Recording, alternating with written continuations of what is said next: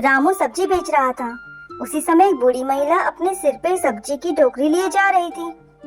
सब्जी ले लो, सब्जी ले लो। रामू उस बूढ़ी औरत को इस उम्र में भी सब्जी बेचते देखकर हैरान हो गया।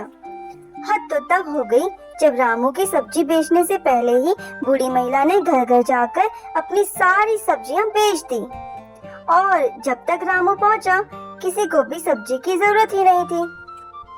रामू को इस बात का बहुत बुरा लगा। उसने अगले दिन जल्दी आकर सब्जी बेचने के बारे में सोचा, पर जब वो अगले दिन पहुंचा तब वही हुआ। मैं बूढ़ी महिला पहले ही सबको अपनी सब्जियां बेच चुकी थी और रामू फिर से हताश हो गया। कुछ दिन बाद रामू ने इस बारे में पता करने की सोची और उसने बूढ़ी महिला का पीछा किया। बूढ़ी महिला को पता चल गया कि कोई उसका पीछा कर रहा है। बूढ़ी महिला ने पीछे मुड़कर देखा।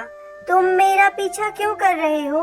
क्या जानना चाहते हो तुम? क्षमा कीजिए माताजी, मैं आपसे जानना चाहता हूँ कि आप इतनी जल्दी सब्जियाँ कैसे बेच पाती हैं? मैं तो कई दिनों से कुछ भी नहीं बेच पा रहा हूँ, मेरी कोई कमाई भी नहीं हो पा रही है। ओह वो, मैं तो बरसों से काम कर रही हूँ और मुझे इस काम में बहुत आनंद भी आता है। तुम क्या करते हो आजकल? मैं पास के गांव से सब्जियां लाता हूँ और फिर गांव में मंडी में जाकर सबको बेचता हूँ और उससे अपना जीवन यापन करता हूँ। किसानों के पास से सब्जियां क्यों लाते हो तुम अपने घर में खेती करो। घर में खेती करो? घर में कैसे कर सकता हूँ खेती? मेरे पास तो जमीन भी नहीं है। अरे अपने घर के आसपास की जमीन पर ही खेती कर लो, तुम्हें किसी और जमीन की जरूरत ही क्या है? अच्छा माताजी, बहुत बहुत धन्यवाद।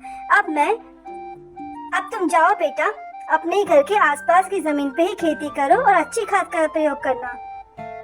किसान अपने घर आ जाता है और अपने घर के चारों ओर बीज बोने लगता है। उसने तरह तरह की सब्जियां के बीज बोए। कुछ हफ्तों बाद उसकी सब्जियां अच्छी से उगने लगती हैं। रामू ने उनको उखाड़ा और उनको गांव जाकर बेचने लगा। दिन पर दिन रामू की मेहनत रंग लाने लगी।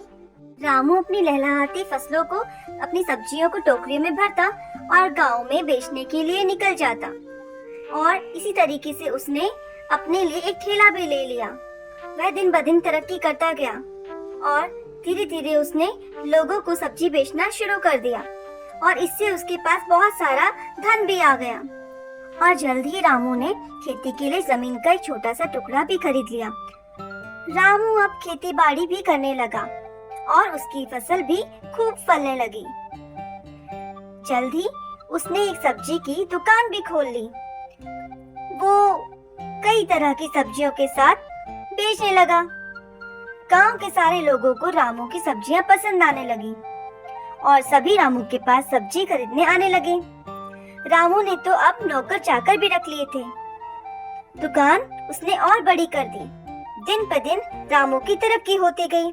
ग्राम प्रधान ने रामू की मेहनत को देखकर अपनी बेटी की शादी रामू के साथ कर दी और अब रामू खुशी खुशी अपने सफल कारोबार, सुंदर परिवार और बेहतरीन जीवन के साथ रहने लगा और उसकी मेहनत रंग लाई।